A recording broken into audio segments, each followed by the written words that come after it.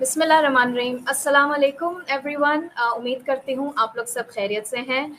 बहुत ज़्यादा इंतज़ार के बाद here we are live on the platform of Pakistan entrepreneur hub, और आज हम वापस आए हैं अपने सीज़न 3 पॉडकास्ट के साथ, जो कि है हमारी इस सीज़न 3 का जो थीम है वो है द विसल ब्लोअर्स। जी हाँ, we are the whistle blowers and we are the network marketing professionals, जो कि रिलेटेड है पाकिस्तान एंटरप्रेन्योर हब से। और विसल ब्लोअर्स इसलिए क्योंकि हम इस सीरीज़ में लेकर आए हैं कुछ ऐसे टॉपिक्स जो कि नेटवर्क मार्केटिंग इंडस्ट्री को समझने के लिए बहुत ज़्यादा ज़रूरी है। हम कुछ ऐसे टॉपिक्स पे इस सीज़न में बात करेंगे जिनके बारे में बहुत ज़्यादा पाकिस्तान में बात तो होती है, लेकिन ज़्यादातर देखा यही गया है कि मिस गाइडेंस और मिस इन्फॉर्मेशन बहुत ज़्यादा है। और being a network marketing professional team, हमारी पूरी कोशिश होगी कि हम हर टॉपिक को अच्छे से कवर करें और आप लोगों को ऑथेंटिक और बेस्ट एडवाइस और गाइडेंस दे सकें। हमारा ये पॉडकास्ट सीरीज़ जो है हमारा 3 एपिसोड्स पे मुश्तमिल होगी। और जैसा कि आप लोग सब जानते हैं कि आज के एपिसोड का टॉपिक है हलाल एंड हराम aspect of network marketing industry. Second episode हमारी होगी फ्यूचर ऑफ नेटवर्क मार्केटिंग के ऊपर, और थर्ड एपिसोड का हमारा टॉपिक होगा traditional industry versus network marketing industry. तो उम्मीद करती हूँ आप लोग बहुत कुछ सीखेंगे हमारी इस सीरीज़ से। मैं इंट्रोड्यूस करवाना चाहूँगी हमारे आज के पैनल को। So without waiting any further, I would like to welcome Mohammad Faisal, जो कि बाय प्रोफेशन एक एर्गोनॉमिस्ट हैं। अस्सलाम वालेकुम। वालेकुम सलाम ma'am, how are you? I am great Faisal. उसके बाद मैं इंट्रोड्यूस करवाना चाहूँगी अरसलान राना को, जो कि बाय प्रोफेशन फूड टेक्नोलॉजिस्ट हैं। वेलकम अरसलान, अस्सलाम वालेकुम। जी वालेकुम अस्सलाम जी, थैंक यू। और नेक्स्ट हमारे गेस्ट हैं बिलाल हादी, जो कि माशाल्लाह हाफिज़ कुरान हैं, और साथ ही वो 8 इयर्स की दरस निज़ामी में यानी कि इस्लामिक स्टडीज़ की डिग्री में इनरोल्ड हैं। 8 इयर्स का ये डिग्री प्रोग्राम होता है जो कि अब ऑलमोस्ट कंप्लीशन पे है। अस्सलाम वालेकुम बिलाल। वालेकुम सलाम ma'am. Okay, and last but not least, I will like to invite Mohammad Zeeshan, जो कि फाउंडर हैं पाकिस्तान एंटरप्रेन्योर हब के और हम सबके मेंटोर। अस्सलाम वालेकुम सर, कैसे आप? जी वालेकुम अस्सलाम एंड अस्सलाम वालेकुम to all of you and your listeners. Okay, now let's begin the topic. लेकिन सर स्टार्ट करने से पहले मैं एक डिस्क्लेमर यहाँ पर डालना चाहूँगी, क्योंकि आज का टॉपिक जो है वो रिलेटेड टू आवर रिलीजन है, और यहाँ पर मैं ये कहना ज़रूरी समझती हूँ being a responsible network marketing professional कि हम आज यहाँ पर जो कुछ भी डिस्कस करने वाले हैं और जो कुछ भी इंफॉर्मेशन प्रोवाइड करने वाले हैं, एज अ इस्लामिक स्टूडेंट हम यहाँ पर बात करेंगे, क्योंकि दीन के हवाले से अगर बात करें तो हम तमाम, ना सिर्फ हम बल्कि आप जो लिसनर्स हैं वो भी दीन के स्टूडेंट्स हैं। वी आर लर्नर्स, और हम दीन के बारे में सीख रहे हैं, और हमारी पूरी कोशिश यही होगी कि हमने इस एपिसोड से पहले जितनी अपनी रिसर्च की है, अपना होमवर्क किया है इस टॉपिक के ऊपर, तो हम पूरी तस्दीक के साथ आप तक इन्फॉर्मेशन को पहुँचाएँ। सबसे पहला सवाल मेरा होगा सर ज़ीशान आपसे। मैं आपसे ये पूछना चाहूँगी कि अगर देखें इस्लाम के ज़हूर की बात की जाए या बिगिनिंग ऑफ इस्लाम की बात की जाए, तो हमेशा से ट्रेडिंग को या बिज़नेस को, तिजारत को बहुत ज़्यादा फ़ौक़ियत दी गई है, और सुन्नत भी कहा गया है कि ये ज़रूर करना चाहिए, हमें इस फील्ड में आना चाहिए। अब जब इस्लाम स्टार्ट हुआ था तब से लेके आज तक, यानी कि अब हम 21st सेंचुरी में रह रहे हैं और काफ़ी ज़्यादा टेक्नोलॉजिकली एडवांस हो चुकी है दुनिया, तो इस हवाले से बदलते हुए ट्रेंड के साथ वी ऑल नो कि इस्लाम बहुत फ्लेक्सिबल दीन है अल्हम्दुलिल्लाह, लेकिन आप क्या समझते हैं कि दीन इसको टेक्नोलॉजी को किस नज़र से देखता है? जी अस्सलाम वालेकुम once again to all of you and your listeners. अल्हम्दुलिल्लाह माशाल्लाह आप लोगों ने बहुत अच्छे से ऑर्गेनाइज किया एंड वेरी वेल प्लान्ड, और ये बहुत ही इम्पोर्टेंट टॉपिक है। As all are student of अल्हम्दुलिल्लाह ब्लेस्ड कि हम लोग एक मुस्लिम घर में पैदा हुए, मुस्लिम कंट्री में पैदा हुए। सो ये हमारी एक बहुत बड़ी खुशनसीबी है कि हमें दीन को बड़े अच्छे तरीके से सीखने का और समझने का मौका मिला, और अल्लाह पाक ने बेसिकली हमारे पास एक यूनिवर्सिटी जो है, यूनिवर्सिटी मैं इसलिए कह रहा हूँ क्योंकि आजकल अक्सर लोग जो हैं वो इस इंटरनेट के दौर के अंदर बहुत सारे ऐसे प्लेटफॉर्म हैं जिसको यूनिवर्सिटी का दर्जा देना शुरू हो गए हैं, बट मैं ये समझता हूँ कि हमारे लिए एज ए मुस्लिम जो है वो सबसे बड़ी, दुनिया की जो सबसे बड़ी और मुकम्मल यूनिवर्सिटी है वो अल्लाह पाक की किताब है कुरान पाक। और उसके अंदर शायद ही कोई ऐसा टॉपिक है या शायद ही कोई ऐसी चीज़ है पर्सनल लेवल से लेके कमर्शियल लेवल तक और पर्सनल बिजनेस से लेकर इंडस्ट्रियलाइज लेवल तक कोई चीज़ उसमें ना हो। तो आपने जैसे स्टार्ट के अंदर ही कहा कि आप सल्लल्लाहु अलैहि वसल्लम की सुन्नत है, और एक चीज़ मैं आप सब लोगों को बताऊं, जितने भी यहाँ पर यूथ बैठी है, जितने भी यहाँ पर यंग लोग इस चीज़ को सुनेंगे कि इंटरप्रेन्योर्स जो है, इसका स्टार्ट जो है वो आप सल्लल्लाहु अलैहि वसल्लम के टाइम से हुआ, इंटरप्रेन्योरशिप।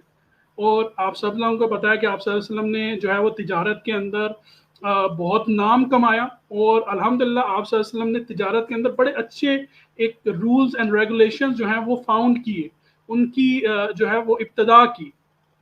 सो एक किस्सा आप लोगों में से काफ़ी सारे लोगों ने हो सकता है सुना हो, और हो सकता है काफ़ी लोगों ने ना सुना हो।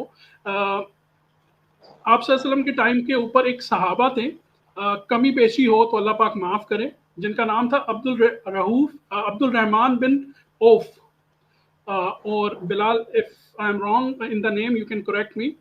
अब्दुल रहमान बिन औफ जो थे वो माशाल्लाह एक बहुत बड़े बिजनेसमैन थे, इंटरप्रेन्योर थे, और उन्होंने जो अपने कैरियर का स्टार्ट किया वो माशाल्लाह कुछ जगहों पे आता है कि 4 दिनार जो थे सिर्फ उनके पास थे, और उन्होंने अपना बिजनेस स्टार्ट किया, and the business was trading of horses, यानी कि घोड़ों की तिजारत शुरू की।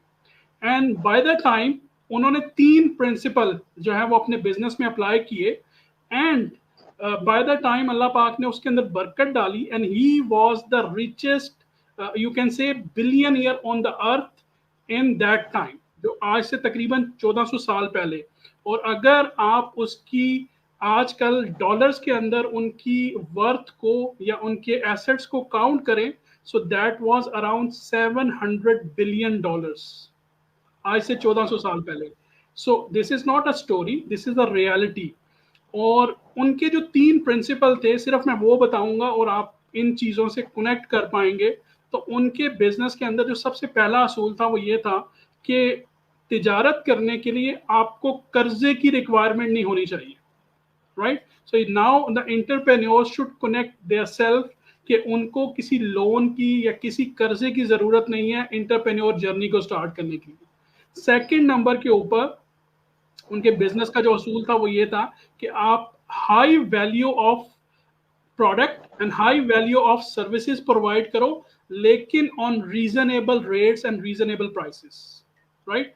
And the third is most important, ये था कि हाईली क्रेडिबल उनका जर्नी था, मींस कि उसके अंदर जो बातें थी, लेट्स सपोज अगर वो किसी को कोई घोड़ा जो है वो सेल करते थे, तो उसकी सबसे पहले वो उसकी खामियां बयान करते थे कि इसके पाँव के अंदर ये जख्म है, या इसके जो है वो बाल कम है, या इसकी स्किन जो है वो यहाँ से ठीक नहीं है। तो उसके बेनिफिट्स और फायदे एंड नुकसान वो पहले बताते थे। सो इस 3 पॉइंट से अगर आप अपने बिजनेस को कर रहे हो, so it's mean you are doing your business on Islamic principles.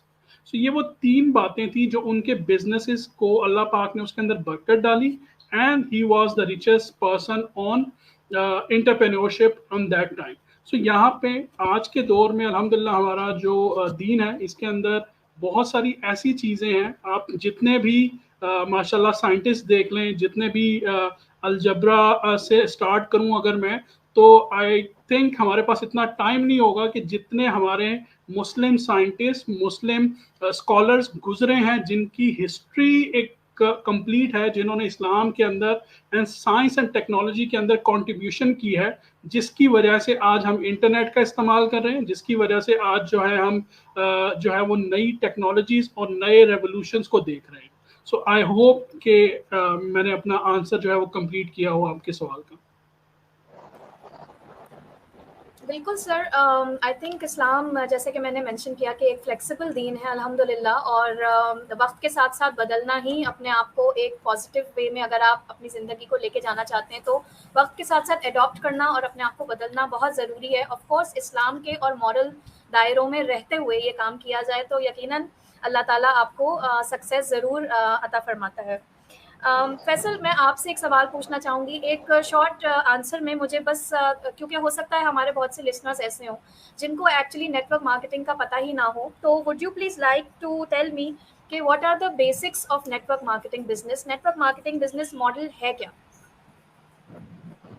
देखिए, जब हम नेटवर्क मार्केटिंग बिजनेस मॉडल की बात करते हैं तो काफ़ी सारे लोगों को बेसिक कॉन्सेप्ट्स का नहीं पता होता कि बेसिकली नेटवर्क मार्केटिंग का बेसिक कॉन्सेप्ट क्या है एंड ये बिजनेस मॉडल क्या है। हालांकि इसकी जो डेफिनेशन है, इसकी जो एक्सप्लेनेशन है, वो इन्हीं वर्ड्स के अंदर ही है जो कि इसका नाम है, नेटवर्क मार्केटिंग। अब काफ़ी सारे लोग जो है वो मैं इनको पहले नाम को, इनका नाम है उसको एक्सप्लेन कर देता हूँ। नेटवर्क मार्केटिंग, मार्केटिंग को पहले देख लेते हैं कि बेसिकली मार्केटिंग क्या होती है। मार्केटिंग है किसी भी प्रोडक्ट या सर्विस की आगाही देना या फिर अवेयरनेस करना। काफी लोग ऐसे होते हैं जो कि मार्केटिंग को एंड सेल्स को मिक्सअप कर देते हैं। हालांकि सेल एक अदर चीज है, मार्केटिंग एक अलग चीज है। जब किसी भी चीज की मार्केटिंग होती है यानी उसकी अवेयरनेस होती है, उसकी आगाही की जाती है, तो उसके रिजल्ट के तौर पर यहाँ पर हमें सेल्स देखने को मिलती है। तो नेटवर्क मार्केटिंग में बेसिकली मार्केटिंग की जाती है थ्रू नेटवर्क। अब बेसिकली नेटवर्क किस चीज का? नेटवर्क लोगों का। यानी एक पर्सन किसी प्रोडक्ट या सर्विस को यूज करता है, वो उसको अच्छी लगती है और वो उसको शेयर कर देता है, क्योंकि हमेशा से ही बचपन से हम लोगों की जो आदत रही है वो शेयरिंग है कि अगर किसी फीमेल ने कहीं से कपड़े सिलवाए हैं और वो अच्छे सिले हैं तो वो दूसरों के सामने तारीफ करती है कि जी ये मैंने फलां जगह से सूट सिलवाया। इवन कि हम अगर बॉयज हैं, हम कोई मूवी देख कर आते हैं तो हम कहते हैं कि मूवी बड़ी जबरदस्त है, बहुत अच्छी है। सो जो चीज हमें अच्छी लगती है हमेशा से हम उसको शेयर करते हैं। सो नेटवर्क मार्केटिंग का बेसिक मॉडल क्या है कि कोई भी चीज, कोई भी सर्विस आपने यूज की, आपको अच्छी लगी, आपने लोगों को अवेयरनेस दी उसके बारे में एंड लोगों ने उसको इस्तेमाल किया एंड उसके बदले में आपको रेवेन्यू आया। सो लोगों के थ्रू किसी भी चीज या किसी भी सर्विस या किसी भी प्रोडक्ट की मार्केटिंग होना, और जब मार्केटिंग के नतीजे में जब सेल्स आती हैं तो this is called network marketing business. और आजकल हम इसको बेसिकली ज्यादातर डिजिटली कर रहे हैं, तो एक न्यू टर्म इंट्रोड्यूस किया, डिजिटल नेट मार्केटिंग। यानी नेटवर्क मार्केटिंग को अगर आप ऑनलाइन करते हो फेसबुक सोशल मीडिया के ऊपर, तो वो डिजिटल नेटवर्क मार्केटिंग कहलाता है। सो प्रोडक्ट एंड सर्विसेज का लोगों के थ्रू, लोगों के नेटवर्क के थ्रू एक पर्सन से दूसरे पर्सन तक शेयर होना, this is the basic concept of network marketing और digital network marketing.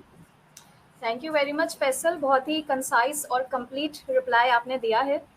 Next question मैं अरसलान आपसे पूछना चाहूँगी कि एक बिजनेस है या एक कंपनी है, फॉर एग्जांपल देखा ये गया है कि हर कंपनी में, हर इंडस्ट्री में अच्छे लोग भी होते हैं और बुरे लोग भी होते हैं। वही बिजनेस जब अनएथिकल वे में किया जाए या उसमें कुछ गलत किस्म की प्रैक्टिसेस की जाए तो वो अनएथिकल बिजनेस, वही बिजनेस एक अनएथिकल बिजनेस बन जाता है। तो इस्लामिक पॉइंट ऑफ व्यू से या इस्लामिक रूल के हिसाब से हाउ वुड यू डिफाइन कि एक एथिकल बिजनेस क्या होता है? जी, अस्सलाम वालेकुम first of all to our listeners and all of you once again. देखें, एक चीज़ हम सबको अपनी गुजारा, अपने गुजर बसर के लिए, अपनी लाइफ के लिए, अपनी लाइफ को गुजारने के लिए पैसों की ज़रूरत है, इसको हम जुटला नहीं सकते।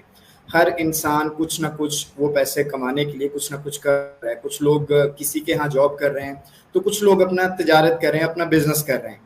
लेकिन हर काम में, हर बिजनेस में हमें, चाहे हम कहीं जॉब कर रहे हैं या फिर हमें कहीं हम बिजनेस कर रहे हैं, हमें एथिक्स की ज़रूरत है। हमें एथिक्स को सीखना है या एथिक्स के बारे में जानना है कि जिससे हमारा काम जो वो एथिकल से अनएथिकल ना हो जाए। तो उसमें सबसे पहला जो पॉइंट मैं रखना चाहूँगा वो ये, फर्स्ट ऑफ ऑल मैं बिजनेस की बात कर रहा हूँ कि तिजारत में हमें first of all ethical business के लिए क्या फर्स्ट पॉइंट है, वो ये कि दोनों फरीकैन, एक जो खरीद रहा है और दूसरा जो बेच रहा है, दोनों की रजामंदी होनी चाहिए। अगर उनमें से कोई एक, फॉर एग्जांपल देखिए मैं अगर तिजारत कर रहा हूँ तो नो डाउट मुझे अपना मुनाफा चाहिए, मैं प्रॉफिट निकालूंगा, लेकिन प्रॉफिट उस हद तक के जो खरीदने वाला वो सेटिस्फाई हो। इन केस अगर खरीदने वाला जाके मेरे प्रोडक्ट यूज करता है, वो सेटिस्फाई होता है, तो वो मैं जो उससे प्रॉफिट लूंगा, चाहे वो 100 रुपया हो, तो मेरा 100 रुपया किसी के कमाए हुए 1000 रुपए से बेहतर है, मुझे उससे सेटिस्फेक्शन होगी। सो दोनों फरीकैन की रजामंदी और आपका जो मुनाफा है, जो आपका प्रॉफिट है, वो अकॉर्डिंगली आपके प्रोडक्ट के अकॉर्डिंगली होना चाहिए। तो first point is most important कि रजामंदी दोनों की होनी चाहिए।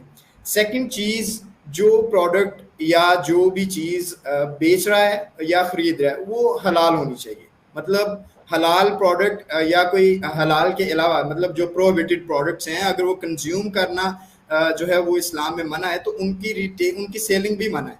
तो आपने ये भी देखना है कि जो जिस चीज़ के ऊपर आप बिजनेस कर रहे हो वो भी हलाल होनी चाहिए। थर्ड पॉइंट ये है कि जो खरीद रहा है या जो बेच रहा है उसकी मलकियत में होनी चाहिए वो चीज़। मतलब ऐसा नहीं है कि अगर एक चीज़ मेरी मलकियत में नहीं है तो मैं उसका यूं ही मार्केट में जाके उसका रेट नहीं लगा सकता है, उसको सेल नहीं कर सकता। फॉर एग्जांपल जो चीज़ आंखों से ओझल है मैं उसका बिजनेस नहीं कर सकता हूँ, अगर उसका बिजनेस करता हूँ तो वो सरासर इस्लाम में मना है। इसके बाद जो नेक्स्ट पॉइंट है, फोर्थ पॉइंट है, वो है कि जो चीज़ एक तो आंखों के सामने हो, जो मैंने लास्ट पॉइंट दिया। नेक्स्ट पॉइंट इसी से अटैच्ड है, वो ये कि जो चीज़ मैं बेच रहा हूँ या जो मैं खरीद रहा हूँ वो पोजेशन में हो। फॉर एग्जाम्पल जो मेरे कब्जे में हो, अगर मेरे पास जो चीज़ है एट अ टाइम अगर कोई ले रहा है तो वो, फॉर एग्जाम्पल एक कार की बात कर लेते हैं, एक कार मैं दे रहा हूँ तो वो मेरे पास होनी चाहिए और जो ले रहा है वो उसको टेस्ट ड्राइव करके ले, ठीक है। तो ये सबसे बड़ी एग्जाम्पल इसकी। उसके बाद जो नेक्स्ट पॉइंट है वो आ जाता है कि जो खरीद रहा है और जो बेच रहा है वो क्लियर हो कि क्या चीज़ खरीदी जा रही है और क्या चीज़ बेची जा रही है। उसमें एक डिसेप्शन की बहुत बड़ी एक चीज़ आ जाती है। जैसे निशान साहब ने अपनी बात में पहले एक चीज़ को डिस्कस किया था कि जो चीज़ हम दे रहे हैं वो क्लियर कट बता देनी चाहिए, जो वो बिल्कुल क्लियर होनी चाहिए। लाइक हमारे यहाँ क्या होता है कि सर ने इस चीज़ को कोट किया था कि नबी सल्लल्लाहु अलैहि वसल्लम के ज़माने में जो सहाबी जिनका इन्होंने नाम लिया अब्दुर्रहमान बिन औफ, वो क्या करते थे, जो भी चीज़ उन्होंने सेल करनी है उसकी पहले खुसूसियात और खामियां पहले बताते थे।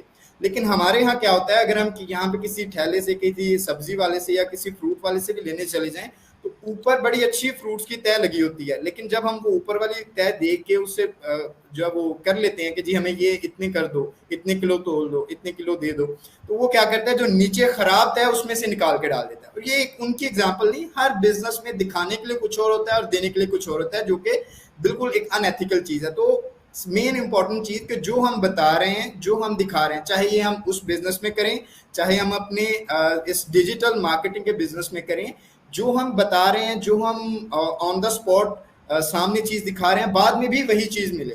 तो ये कुछ बेसिक रूल्स हैं, अगर आप इनको फॉलो कर लेते हो तो ये जो है वो आपके बेसिक कंडीशन है किसी भी बिजनेस के एथिकल होने में और उसके हलाल होने में। आई होप कि आपको इससे सेटिस्फेक्शन हो गई होगी मेरे आंसर से।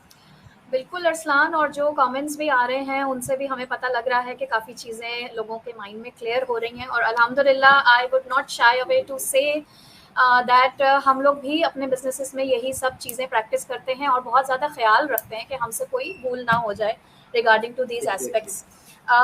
बिलाल भाई, मैं आपसे इसी टॉपिक से रिलेटेड एक सवाल करना चाहती हूँ कि जो कुछ भी अरसलान भाई ने अभी डिस्कस किया, अल्हम्दुलिल्लाह we have been practicing this in our business too, और हमें जो लोग ज्वाइन करते हैं हम उनको भी यही चीज़ सिखा रहे होते हैं। तो फिर नेटवर्क मार्केटिंग को आखिर हमारे उलमा ने क्यों हराम करार दे दिया है? ये बात मैंने इसलिए कही क्योंकि हमें बहुत ज़्यादा सवाल ये सुनने को मिलता है, लोग हमसे आके कहते हैं कि भाई XYZ मुफ्ती ने या ABC मुफ्ती ने उन्होंने जो है फतवा दे दिया। अब जब हम सर्च करने जाते हैं इंटरनेट के ऊपर तो वो एक्चुअली फतवे तो नहीं होते, क्योंकि फतवे का आप ज़ाहिर है एक दीनी स्टूडेंट हैं माशाल्लाह, यू नो बेटर के फतवा हासिल करने का एक लॉन्ग प्रोसीजर होता है बाकायदा। उस प्रोसीजर से गुजर के ही फतवे पास किए जाते हैं। तो जो इंटरनेट पे हमें मिलते हैं वो या तो राय है, उन इस्लामिक रहनुमाओं की वो राय होती है, या फिर वो एक तहरीरी बयान आप कह सकते हैं उसको। तो ऐसा क्यों है, ये पॉइंट ऑफ व्यू डिफरेंट क्यों है? व्हाई दे से कि नेटवर्क मार्केटिंग इज हराम? जी, सबसे पहले तो मैं शुक्रिया अदा करता हूँ सर ज़ीशान साहब का, जिनके तवस्सुत से हमें ये इतना खूबसूरत प्लेटफॉर्म मिला है। और उसके बाद एज अ इस्लामिक स्टूडेंट यहाँ पर मुझे जो आप लोगों ने इनवाइट किया है उसके लिए मैं सबका शुक्रिया अदा करता हूँ। और आज का जो आपने मुझसे सवाल किया है वो सवाल एज अ इस्लामिक स्टूडेंट बहुत इम्पोर्टेंट है। और हमारा जो मेन मकसद है आज का कि उलमा ने इसके ऊपर जो बात की है वो किस हवाले से की है और उन्होंने इसका क्या जवाब दिया है। तो मैं अपनी बात को स्टार्ट करने से पहले यहाँ कुछ एक दो चीज़ें आपको बताना चाहता हूँ। बदलते ज़माना के साथ मईशत और इजारत के अंदर कुछ नई चीज़ें आ गई हैं, इसके अंदर कुछ नई चीज़ें आई हैं।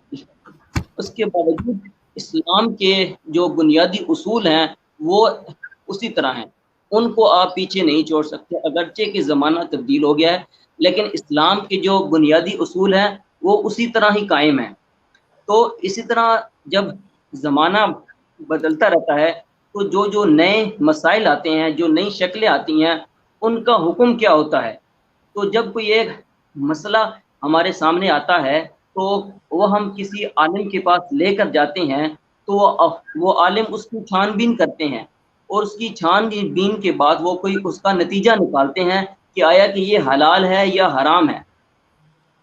तो नेटवर्क मार्केटिंग भी उन ही मसाइल में से एक मसला है जो उलमा के सामने पेश किया गया है। ये एक दो दिन की बात नहीं है, तकरीबन 100 साल होने वाले हैं इस इंडस्ट्री को, और तकरीबन 20-25 साल पहले भी ये मसाइल उलमा के सामने पेश हुए हैं और उन्होंने अपने अपने जवाबात दिए हैं। लेकिन वो तमाम के तमाम जवाबात मेरे हिसाब से, मेरे इंफॉर्मेशन से, मेरे असातिज़ा के पूछने के बाद कंप्लीट नहीं है। उसके अंदर ज़रूर किसी न किसी जगह पे कमी रह गई है जिसकी वजह से उन्होंने ये नतीजा निकाला है। तो वो मेन पॉइंट कौन से हैं उनके मुतालिक मैं थोड़ी सी बात बाद में करूँगा, लेकिन उससे पहले मैं आपको इस्लाम का जो एक कारोबार का पॉइंट ऑफ व्यू है उसके मुतालिक मैं आपको थोड़ा सा बताता चलूँ।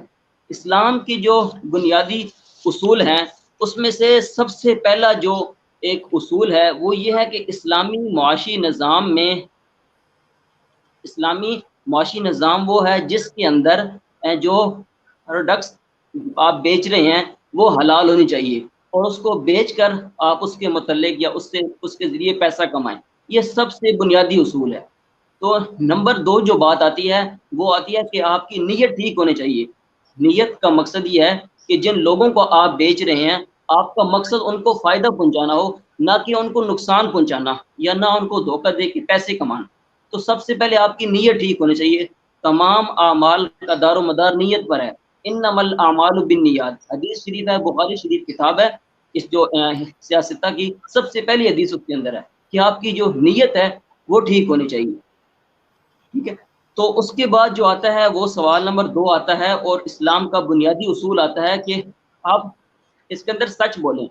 सच बोलने के अंदर जब आप कोई भी चीज़ बेच रहे हैं तो सच बहुत इम्पोर्टेंट है। उसके मुतालिक एक हदीस शरीफ है जिसके अंदर ये लिखा हुआ है कि ताजिरो सदूकुल अमीन माल अंबियाए व शुहदाए व सालिहीन यौमल क़ियामा औ कमा क़ाल अलैहिस्सलातु वस्सलाम। यानी कि जो बेच रहा है या जो बाय है वो सच्चा होना चाहिए और ईमानदार होना चाहिए। तब ये अगर ऐसा होगा तो क़यामत के दिन वो अंबिया के साथ उठाया जाएगा, शुहदा के साथ उठाया जाएगा और सालिहीन के साथ उठाया जाएगा। तो ये इस बात से आप इसकी अहमियत का अंदाज़ा लगा सकते हैं कि ये आप जो काम कर रहे हैं वो कितनी बड़ी इबादत है। ठीक है, तो नंबर 2 पे आता है कि इसके अंदर जो बुनियादी उसूल है कि आपने किसी को धोखा नहीं देना। नबी करीम सल्लल्लाहु अलैहि वसल्लम ने फरमाया है कि मन गशाना फलैसा मिन्ना, जो किसी को धोखा दे वो हम में से नहीं है। और नंबर 3 पे आती है कि आपने किसी चीज़ के अंदर भी जो चीज़ आप बेच रहे हैं उसमें आपने मिलावट नहीं करनी। तो इस तरह 4-5 उसूल जो बड़े इंपॉर्टेंट हैं ये इसके अंदर आते हैं। अब जो मेन मकसद है, जो असल सवाल की तरफ मैं आता हूँ कि उलमा ने नेटवर्क मार्केटिंग को सही नहीं कहा। इसके मुतल्लिक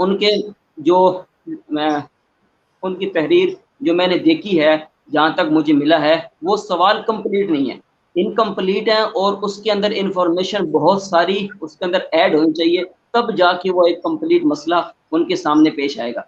स्टार्टिंग में जहाँ से उन्होंने ये मसले को स्टार्ट किया, बहुत सारे उलमा के मैंने जो तहरीर देखी है, सबसे पहले जो वो बात स्टार्ट कहते हैं कि इसके अंदर जो प्रोडक्ट्स हैं वो बेचना मकसद नहीं है, या वो जो प्रोडक्ट्स आप बेच रहे हैं वो इस्तेमाल की नहीं होती। तो एक यानी कि आप एक फजूल चीज़ ले रहे हैं, आपने उनको कंपनी को पैसा भी दे रहे हैं और वहाँ से आप कोई ऐसी चीज़ ले रहे हैं जो आपके इस्तेमाल की नहीं है, तो यानी कि आप यहाँ पर अपना पैसा ज़ाया कर रहे हैं।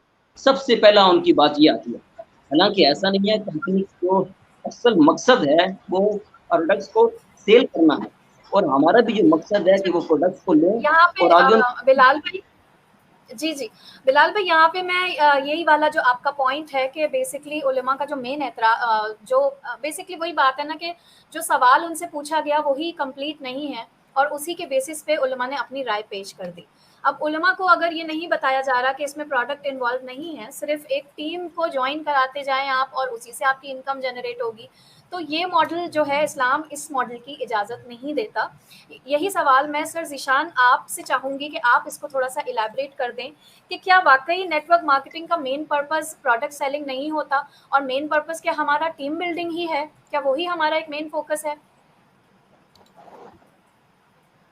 जी, सबसे पहली चीज़ तो ये है कि बिलाल ने माशाल्लाह बहुत डिटेल से चीज़ को एक्सप्लेन किया और दूसरा जो इम्पोर्टेंट चीज़ है वो अगर कुछ लोग जो हैं वो ऑफ कोर्स हमें फॉलो करते हैं, हमारे यूट्यूब चैनल जो है वो काफ़ी ज़्यादा जो है वो उसकी व्यूवरशिप है।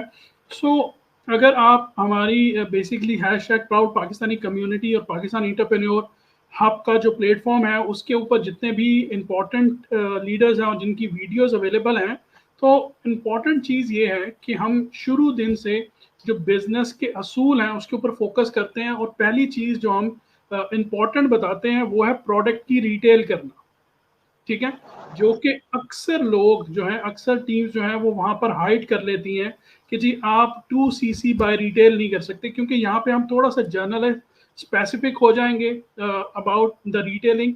तो इसलिए क्योंकि हम एक इंडस्ट्री से, एक कंपनी से कनेक्टेड हैं जहाँ पर जो बिजनेस मॉडल है वो प्रोडक्ट की रिटेल ही करके आप उस बिजनेस में ग्रो कर सकते हो, प्रोडक्ट की यूज़ करके, प्रोडक्ट को अंडरस्टैंड करके, प्रोडक्ट के ऊपर कॉन्फिडेंस लेकर एंड प्रोडक्ट की शेयरिंग करके ही आप आगे चल के इसके अंदर सक्सेस हासिल कर सकते हो। दूसरी चीज़ जो इम्पोर्टेंट चीज़ आपने जो क्वेश्चन किया कि नेटवर्क मार्केटिंग के अंदर, देखें अब नेटवर्क मार्केटिंग जो है वो उसको अंडरस्टैंड करना बहुत ज़रूरी है। फैसल ने बहुत अच्छे तरीके से नेटवर्क मार्केटिंग की example the.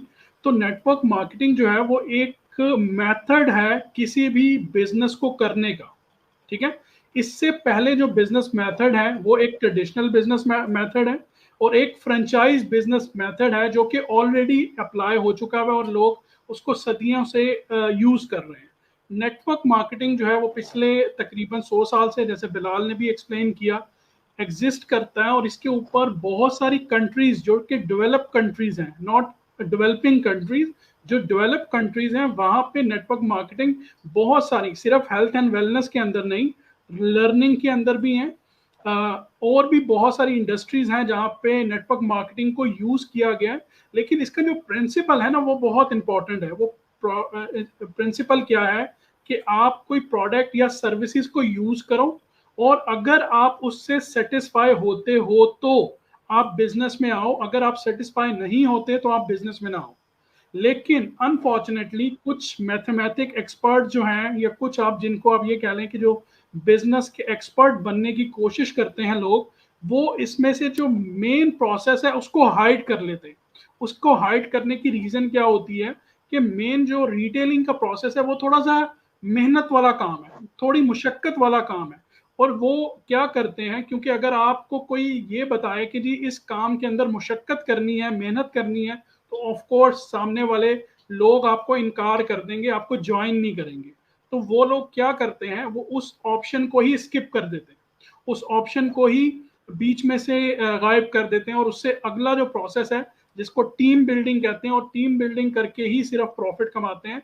So I feel कि ये प्रॉब्लम नेटवर्क इंडस्ट्री की नहीं है, ये उन नेटवर्क मार्केटर्स की है या उन जिसको कहते हैं ना न्यू बॉर्न बेबीज की है, जिनको नेटवर्क मार्केटिंग का पूरा फाउंडेशन अंडरस्टैंडिंग नहीं है कि हम इस इंडस्ट्री का फायदा नहीं कर रहे, हम इस इंडस्ट्री को नुकसान पहुंचा रहे हैं और हम इस इंडस्ट्री का भला नहीं कर रहे, हम इस इंडस्ट्री को फ्यूचर के लिए बर्बाद कर रहे हैं। क्यों? क्योंकि अगर हम ज़्यादा से ज़्यादा लोगों को नुकसान पहुंचाएंगे और ज़्यादा से लोगों को कंप्लीट बात नहीं बताएंगे और उनको प्रोसेस स्किप करवा देंगे, तो लोग कहीं ना कहीं फ्यूचर में जाकर 10 लोगों को बताएंगे कि भाई इस इंडस्ट्री को ज्वाइन ना करो, इसके अंदर कंप्लीट इंफॉर्मेशन नहीं मिलती। सो आई फील इसके अंदर अवेयरनेस जो है वो बहुत इंपॉर्टेंट है, और अल्हम्दुलिल्लाह हमारे ये जो पॉडकास्ट सीरीज है ये जो है वो बहुत अहम रोल प्ले करेगा अवेयरनेस फैलाने के लिए। बिल्कुल सर, इंशाल्लाह, और हमारा एम भी यही है कि हम ज़्यादा से ज़्यादा लोगों को अपनी वॉइस पहुंचाएं और करेक्ट इन्फॉर्मेशन लोगों तक पहुंचे। फैसल, एक सवाल मैं आपसे करना चाहूँगी यहाँ पर। ये भी एक क्वेश्चन हमसे पूछा जाता है अक्सर कि नेटवर्क मार्केटिंग इंडस्ट्री जो है एक न्यू फॉर्म ऑफ गैम्बलिंग है या जुआ है एक तरह से, क्योंकि बहुत पैसा इसमें हर कोई लगाता है लेकिन फ़ायदा हर कोई नहीं उठा पाता उस हिसाब से, या विनर बहुत कम होते हैं और बाकी सारे बस मुंह देखते रह जाते हैं। तो इसमें कितनी हकीकत है? क्या वाकई ये जुआ है और वाकई फिर ये क्या हराम करार दिया जा सकता है इस बेसिस पे? देखिए, सबसे पहले जो है ना वो जो गैम्बलिंग है ना उसका कॉन्सेप्ट समझना बहुत ज़्यादा ज़रूरी है। गैम्बलिंग को बेसिकली हम जुआ भी कहते हैं, ठीक है, कोई लोग उसको जो है वो सट्टेबाजी भी कहते हैं, कि एक स्पेसिफिक कोई काम हो रहा है, वो कोई गेम भी हो सकती है जैसे कि क्रिकेट है, इसी तरह से घोड़ों की रेस भी हो सकती है, कि कोई भी ऐसा काम है जो कि हो रहा है। कोई पर्सन कहता है कि मैं बेट लगाता हूँ, मैं शर्त लगाता हूँ कि ये पर्सन जीतेगा, ये पर्सन हारेगा, ठीक है, एंड उसी की बेस के ऊपर, हार एंड जीत के ऊपर जो है ना उन लोगों को पैसा, मतलब जो जीता है वो पैसा ले जाता है। This is basically gambling. Gambling क्या होती है वो आपको बेसिकली मैंने समझा दिया है। अब इसको कनेक्ट करते हैं थोड़ा सा उस चीज से कि यहाँ पर हर पर्सन जो है ना बेनिफिट नहीं ले पाता। कुछ लोग जो है वो बेनिफिट ले पाते हैं, हर पर्सन यहाँ पर बेनिफिट नहीं ले पाता। अगर जस्ट यही एक रीजन है कि सब लोग बेनिफिट नहीं ले पाते, that's why this is gambling, तो फिर आप अपने स्कूलिंग सिस्टम, आप अपने college system, university system, each and everything को गैम्बलिंग कंसीडर करोगे। Because I had invested lots of money in my education, लेकिन उसके बाद अगर मुझे जॉब नहीं मिली, बहुत सारे मेडिकल स्टूडेंट उन्होंने मेडिकल की फील्ड के अंदर अपनी एफएससी के दौरान या डिफरेंट एकेडमीज में बहुत ज्यादा फीस खर्च की है, वो मेडिकल में उनको दाखिला नहीं मिला। बहुत सारे लोगों ने इंजीनियरिंग में दाखिला लिया था बट वो इंजीनियर नहीं बन पाए। सो अगर इस डेफिनेशन के ऊपर देखा जाए तो फिर सारे का सारा एजुकेशन सिस्टम गैम्बलिंग बन जाता है। एंड वी ऑल नो कि ये बेसिकली गैम्बलिंग नहीं है, हर पर्सन का एक पोटेंशियल होता है। अब फर्ज करें एक क्लास जितने भी लोग हैं वो सब के सब डॉक्टर नहीं बनेंगे, हर जगह पर लॉ ऑफ एवरेज काम करता है। कुछ लोग ज्यादा एक्स्ट्रा ऑर्डिनरी होते हैं, कुछ ज्यादा अचीवमेंट्स करके हाई लेवल के ऊपर, हाई रैंक के ऊपर चले जाते हैं, एंड कुछ लोग जो है वो इतना ज्यादा नहीं पढ़ पाते या अपने जहन की वजह से थोड़ा सा वो कुंद जहन होते हैं, तो वो लोअर लेवल पर रह जाते हैं। लॉ ऑफ एवरेज हर एक डिपार्टमेंट के अंदर, हर एक चीज के अंदर अप्लाई होता है। So same as it is, अगर हम नेटवर्क मार्केटिंग का बिजनेस मॉडल देखें या चाहे कोई और बिजनेस मॉडल हो, नॉर्मल ट्रेडिशनल बिजनेस मॉडल में तो ऐसा होता है कि अगर कोई पर्सन इन्वेस्ट कर रहा है या कोई बिजनेस स्टार्ट कर रहा है तो जरूरी तो नहीं कि वो उस बिजनेस में काफी आगे तक जाए। काफी सारे लोगों को बिजनेस में लॉस हो जाता है वहां पर भी। तो लॉ ऑफ एवरेज हर जगह काम करता है, चाहे वो नेटवर्क मार्केटिंग हो, स्कूलिंग सिस्टम हो, यूनिवर्सिटी सिस्टम हो, जो भी हो। सो हम इस बेस के ऊपर कि कुछ लोग अर्न कर लेते हैं, कुछ लोग अर्न नहीं कर पाते, कुछ लोग जो है वो हाई लेवल के ऊपर चले जाते हैं, कुछ लोग हाई लेवल के ऊपर नहीं जा पाते, इस बेस के ऊपर हम इसको गैम्बलिंग नहीं कह सकते। अगर हम इसको गैम्बलिंग कहते हैं तो हमारी डेली बेसिस के ऊपर जितनी भी चीजें हो रही हैं वो सारी की सारी गैम्बलिंग में चली जाती हैं, एंड वी ऑल नो कि बेसिकली वो गैम्बलिंग नहीं है। सो आई होप मैंने आप लोगों को क्लियर कर दिया होगा कि गैम्बलिंग क्या है। एंड नेटवर्क मार्केटिंग में कोई पर्सन अप चला जाता है, कोई पर्सन डाउन चला जाता है, तो ये हर पर्सन का अपना कैलिबर है, उसका स्किल लेवल है, एंड ये स्किल लेवल और ये कैलिबर हर इंडस्ट्री में, हर प्रोफेशन में काम करता है। Thank you. बिल्कुल फैसल, बहुत ही ज़बरदस्त आपने मिसाल देकर इस क्वेश्चन को एक्सप्लेन किया है, क्योंकि असल में we tend to follow what we hear. हम जो सुन लेते हैं ना उस पर बिलीव करना शुरू कर देते हैं, उस पर सोच विचार नहीं करते। अगर थोड़ी सी सोच विचार कर ली जाए तो आपने जो बातें की हैं एक्चुअली वो बड़े ही कॉमन सेंस की बातें हैं, और ज़्यादा टाइम नहीं लगता। अगर आप थोड़ा सा अपना दिमाग लड़ाएं तो इंसान के समझ में आ जाती है ये बात।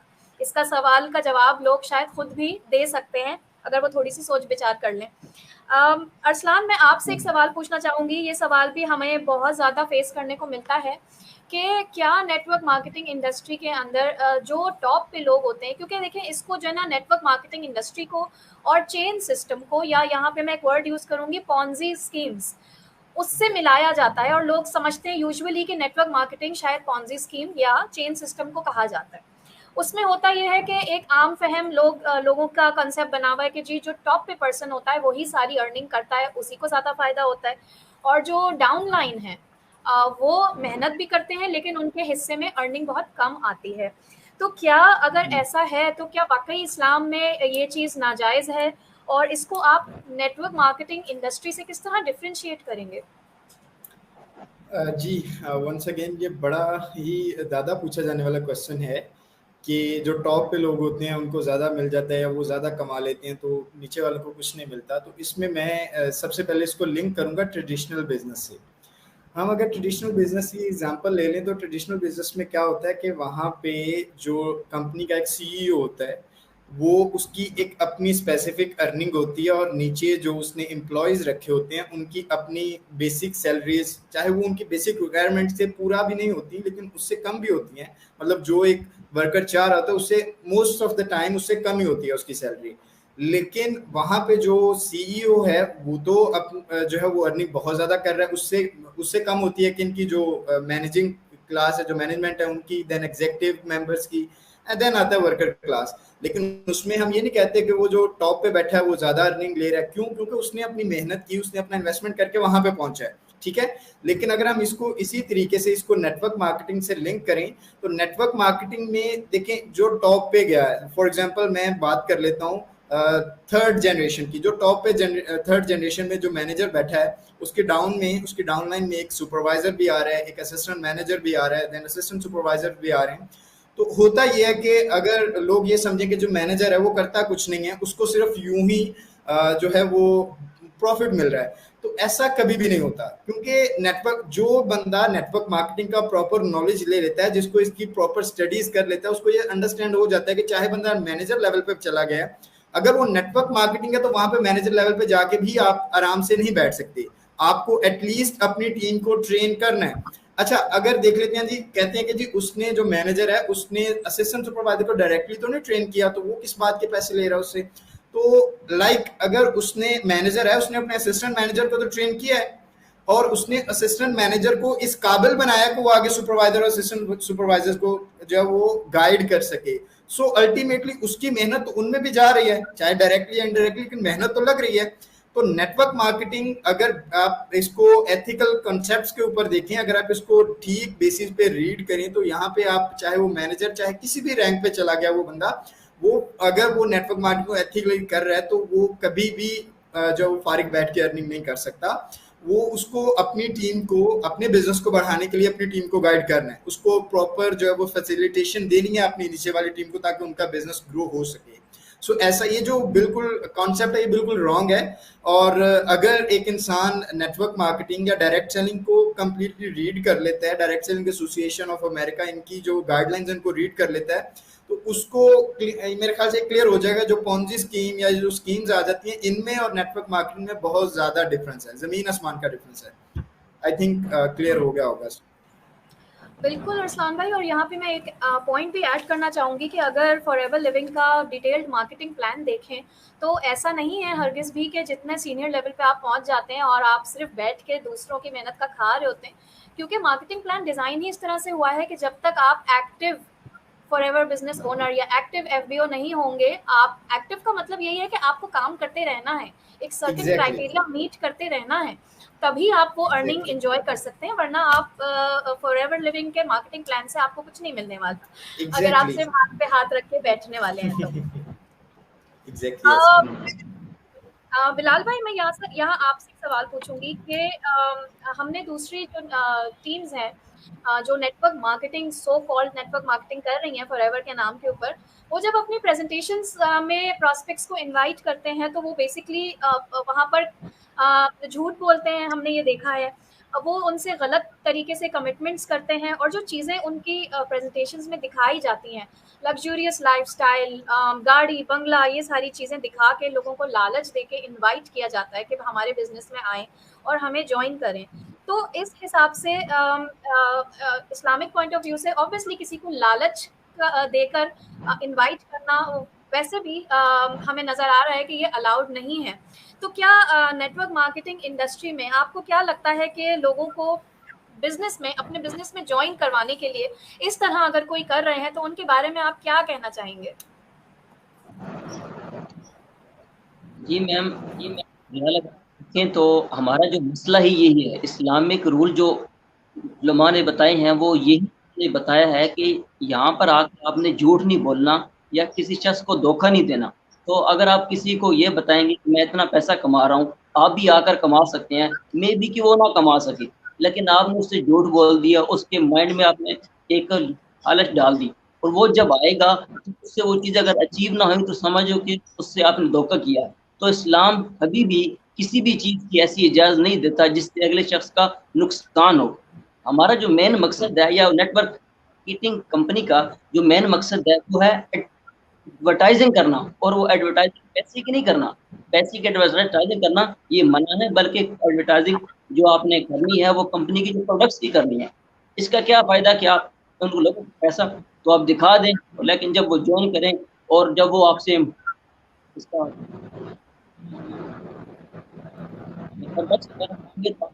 मैंने उनको दे ही ना, तो उसका क्या फ़ायदा। तो असल जो मकसद है वो चीज़ आप उनको पहुँचाएँ। अगर आप हज़रत अब्दुर्रहमान बिन औफ रज़ी अल्लाह तआला अन्हु को देखें तो 2020 की रिसर्च के मुताबिक 606 बिलियन यूएस डॉलर उनकी मालियत थी जब वो इंतकाल कर गए। तो उन्होंने पैसे को बाद में, लेकिन उनकी जो पहली जो चीज़ थी, जो वो चीज़ें दे रहे थे, उन चीज़ों में वो बिल्कुल ठीक थे। अल्लाह पर तवक्कुल था, अपने ऊपर एतमाद था कि हम ये कर सकते हैं, और उसके बाद उन्होंने जो चीज़ मार्केट में लेकर आए हैं वो बिल्कुल अच्छे तरीके से लेकर आए हैं, उसमें कोई धोखा, कोई फ्रॉड नहीं है। तो हमारा नेटवर्क मार्केटिंग का भी यही मकसद है कि जो चीज़ आपने एडवर्टाइज़ करनी है वो आपने पैसा एडवर्टाइजिंग नहीं करना। तो वो दूसरी जो भी कंपनियाँ, दूसरे जो भी लोग इसके ऊपर काम कर रहे हैं, तो बिल्कुल ये गलत है। ना इसकी इस्लाम इजाज़त देता है, ना अखलाकियात इसकी इजाज़त देता है। हम तो मुसलमान हैं, हम तो तब इसके ऊपर बात कर रहे हैं, लेकिन आप अगर किसी और मुल्क में जाएँ जहाँ पर गैर मुस्लिम हैं, तो वो भी इस चीज़ की इजाज़त नहीं देते। इस्लाम तो है, लेकिन इंसानी चीज़ों का इजाज़त नहीं दी कि आप किसी को धोखा दें, किसी को लालच दें। बिल्कुल बिलाल भाई, आपने अखलाकियात की बात की। यहाँ पर मैं एक चीज़ और भी ऐड करूँगी कि इन प्रेजेंटेशंस में एक जो लीडर होता है, जो प्रेजेंट कर रहा होता है, वो अगर ये तो बता रहा है कि वो इतने लाख कमा रहा है, वो एक सर्टेन मकाम पे पहुँच गया है, लेकिन अगर वो ये नहीं बता रहा कि वो वहाँ पहुँचा किस तरह है, वो सिर्फ आपको एक लालच दे रहा है कि भाई मुझे फॉरएवर को ज्वाइन कर लो तो तुम भी यहाँ पहुँच जाओगे। तो अगर वो तरीका नहीं बता रहा, वो प्रोसेस नहीं बता रहा कि एक ट्रू लीडर वो होता है जो अपने टीम को सिखाता है कि मैं इस प्रोसेस से यहाँ पहुँचा हूँ, तो तुम लोग भी ये सीख कर इस लेवल तक पहुँच सकते हो। यानी कि वो अपनी नॉलेज को ट्रांसफ़र कर रहा होता है, वो अपनी टीम को स्किल्स सिखा रहा होता है। तो अगर जहाँ पर एक इंसान सिर्फ अपनी एक शो ऑफ कर रहा है, इसका मतलब है एक रेड फ्लैग है। हमें समझ जाना चाहिए कि वो इंसान यकीनन वहाँ या तो शॉर्टकट से पहुँचा है या कुछ ना कुछ वहाँ पर गड़बड़ है। सर ज़ीशान, मैं आपसे एक सवाल पूछना चाहती हूँ, इसी से रिलेटेड है। वो ये कि जैसा कि मैंने अभी हम लोगों ने कुछ मिनट्स पहले डिस्कशन किया मार्केटिंग प्लान का, तो बहुत से लोग अक्सर ये शिकायत करते हैं कि जी फॉरएवर में आके हम तो फंस गए, हमारे साथ गलत बयानी हुई और ये बिजनेस तो बिल्कुल ही इलीगल है, बिल्कुल ही अनएथिकल है। जब उनसे रीज़न पूछा जाए तो उनसे यही बात पता चलती है कि हमसे झूठ बोला गया, हमें प्रॉपर मार्केटिंग प्लान नहीं बताया गया, और हमें तो बहुत सी चीज़ें ज्वाइन करने के बाद पता चली, तो हम तो इसको कंटिन्यू नहीं कर सकते, और वो फिर डिसहार्ट होकर छोड़ देते हैं इस इंडस्ट्री को। तो ऐसे लोग जो डिसअपॉइंटेड हो जाते हैं या स्टक फील करते हैं, और क्या आपको लगता है सर, आप थोड़ा सा हमारा पाकिस्तान एंटरप्रेन्योर हब का सिस्टम ज़रूर यहाँ पे बताइएगा कि हम किस तरह लोगों को बेसिकली अवेयरनेस देते हैं मार्केटिंग मॉडल की। जी अल्हम्दुलिल्लाह। एक तो सबसे पहली चीज़ है कि बिज़नेस जो है वो बहुत इम्पॉर्टेंट चीज़ है, बिकॉज तिजारत जो है वो एक फंडामेंटल असूल है, क्योंकि आज के दौर के अंदर हर इंसान जो है वो बेहतर से बेहतरीन ज़िंदगी गुजारने का ख्वाहिशमंद है। और अल्टीमेटली हम सबको पता है कि जॉब जो है उसके लिए आपको एक तो बहुत अच्छी हाई क्वालिफाइड एजुकेशन हो और बहुत अच्छी एंड हाई क्वालिफाइड यूनिवर्सिटीज से हो, जिसके अंदर शायद आज के दौर में बहुत ज़्यादा पैसे लगते हैं, तब जाकर आप जो है वो एक अच्छी यूनिवर्सिटी, एक अच्छे लेवल की एजुकेशन लेकर और एक अच्छे लेवल की सैलरीज और पे आउट्स के ऊपर चले जाते हो। तो अल्टरनेटिवली दूसरा जो पॉइंट आता है वो आता है कम पैसों से, कम कैपिटल से बिजनेस स्टार्ट किया जाए और बिजनेस के अंदर आपकी ग्रोथ जो है वो 10 टाइम मल्टीपल हो सकती है जॉब के अकॉर्डिंगली। एक तो ये पॉइंट है। दूसरा ये है कि यहाँ पे क्योंकि आपने बात की है कि अपनी बात की जाए पाकिस्तान एंटरप्रेन्योर हब की, तो सबसे पहले मैं इसके ऊपर ना एक सेंटेंस यूज करूंगा और एक छोटी सी स्टोरी आप लोगों को सुनाऊंगा। वो ये है कि बहुत सारे लोग मुझसे पूछते हैं कि सर नेटवर्क मार्केटिंग में अगर हम हाइप क्रिएट ना करें, अगर हम बेसिकली लोगों को जो है वो ये मत दिखाएं कि हमारा पे आउट क्या है, तो लोग मानते नहीं है। ठीक है, तो मैं यहाँ पर एक सी चीज़ सिर्फ इतनी कहूँगा कि हम अल्हम्दुलिल्लाह एज ए मुस्लिम और एज ए पाकिस्तानी, हम जिस दीन के अंदर हैं उसके अंदर हमें ये तालीमात दी जाती हैं, ये चीज़ें सिखाई जाती हैं कि अगर आप एक ऐसे माशरे में रह रहे हो जहाँ पे आप जब घर वापस आते हो और आपका हमसाया आपको देखता है और आप फ्रूट से भर के जो है वो एक थैला लेकर आ रहे हो, तो आपकी सबसे बड़ी प्रायोरिटी ये होनी चाहिए कि अगर आप उसमें से अपनी फैमिली और अपने बच्चों के लिए ला रहे हो तो आप अपने हमसाए को भी उसका शेयर दो। और अगर आप ये समझते हो कि उसकी क्वांटिटी इतनी नहीं है या आप इतना अफोर्ड नहीं कर सकते कि आप अपने हमसायों को या अपने रिश्तेदारों को उसके अंदर से शेयर दो, तो आप उसको इस तरीके से छुपा कर लाओ और उसको जब उसके जो छिलके हैं वो ऐसी जगह पर फेंको जहां पर दूसरे को वो चीज नजर ना आ सके। तो ये बहुत बड़ा एक छोटी सी बात है, लेकिन इसमें बहुत बड़ा सबक है कि आजकल हम सोशल मीडिया को यूज करते हुए अपने बर्गर्स या 5 स्टार होटल्स या अपनी रेंट की गाड़ी या इवन खरीदी हुई गाड़ी या अपना फोन या अपने कपड़े जो है वो बड़ी आसानी से शो ऑफ कर देते हैं। लेकिन अगर हम ये देखें कि दूसरी तरफ हम इससे लोगों में हसद पैदा कर रहे हैं, एक हसद, एक लालच और एक शॉर्टकट की सोसाइटी डेवलप हो रही है। अगर हम ये सोचकर ये सारी चीजें कर रहे हैं कि I am in safe position या मेरे पास पैसे आ चुके हैं, तो हम ये बहुत गलत कर रहे हैं। जो भी इस किस्म की चीजें करते हैं उनको इस चीज का अंडरस्टैंड कर लेना चाहिए कि अगर आपके इलाके में, आपके मोहल्ले में, आपके इन्वायरमेंट में लोग शॉर्टकट की तरफ जाएंगे, लोग हसद की तरफ जाएंगे, लोग लालच की तरफ जाएंगे, तो ये बिल्कुल ऐसा ही है कि आपके 5वें या आपके घर से छठे घर के अंदर आग लग चुकी है और आप ये सोच रहे हो कि ये आग मेरे घर तक नहीं पहुंचेगी। This is totally like ignorance. So यहाँ पे ये सबसे बड़ी बात जो है जिसको समझना जो है वो बहुत इंपॉर्टेंट चीज है। अब दूसरा जो इम्पोर्टेंट पॉइंट आ जाता है कि अगर हम ये ना करें तो फिर क्या करें। देखें, सबसे इम्पोर्टेंट चीज़ ये है, मेरा ये मानना है, क्योंकि अल्हम्दुलिल्लाह एज ए मुस्लिम हमारा जो फेथ है वो फेथ अल्लाह पाक के ऊपर होना चाहिए कि अल्लाह पाक जो है वो हमारा राज़िक है जिसने हमें रिस्क देना है। जब हमारा राज़िक ऊपर बैठा है कि उसने हमारे लिए रिस्क लिख दिया है, तो हम कौन होते हैं कि हम मिलियनियर जो है वो आज बन जाए, right? It's not in our hands. अगर हम ये कहते हैं नहीं ये सब कुछ मेहनत की बेस के ऊपर है, आप 500 लोगों के ऊपर बात करें, आप 600 लोगों को डेली बात करें, आप अपनी प्रोडक्ट अपने जो है वो 1000 लोगों को जो है वो बेसिकली टारगेट करो, आप 10,000 लोगों को टारगेट करो, सो इट्स मीन कि वी आर अंडर द शिर्क। Sorry to say, but it's naturally it's the cost. Now second point जो आ जाता है वो ये आ जाता है कि हमें अपने आप को थोड़ा सा यहाँ पर अंडरस्टैंड करना है कि अगर हम अपने सिस्टम के अंदर लोगों को वो ट्रू रियलिटी नहीं सिखाते, वो ट्रू बातें नहीं बताते कि इस प्रोसेस से आप आगे आओगे, और अगर आप मुशक्कत नहीं करोगे, मेहनत नहीं करोगे और अर्ली स्टेज पे नहीं करोगे, तो आप अपनी टीम को अपने बिजनेस के अंदर बाकी लोगों को कैसे लेके आ सकोगे। तो ये वो बहुत इंपॉर्टेंट बातें हैं जो आई फील कि बिजनेस के स्टार्ट में अगर बता दी जाएं तो बहुत बेहतर है। और पाकिस्तान एंटरप्रेन्योर हब का जो सिंपल फार्मूला है वो आज से पहले भी हमने कई दफ़ा बात की है, और वो मैंने हमेशा ये बात की है कि आप क्वालिटी पीपल के ऊपर काम करें। क्वालिटी पीपल से मुराद ये है कि आप महीने में सिर्फ 2 या 4 या 5 लोगों को अपना टारगेट अपने असिस्टेंट सुपरवाइजर के लिए फोकस करें, लेकिन आप उनको सारी फुल फ्लेज इंफॉर्मेशन दें। अगर आप चाहते हैं कि आप 1000 लोगों को एक महीने में रिक्रूट करें, so it's mean you are doing unethical business. और जहां से आपके बिजनेस की शुरुआत गलत हो जाती है, फिर उसको आप बेशक पैम्पर करें अपना चेक दिखाकर, बेशक आप उसको अपनी गाड़ी दिखा के पैम्पर करें, या बेशक आप अपना बनता हुआ घर दिखा के पैम्पर करें कि जी मैंने ये अचीव कर लिया।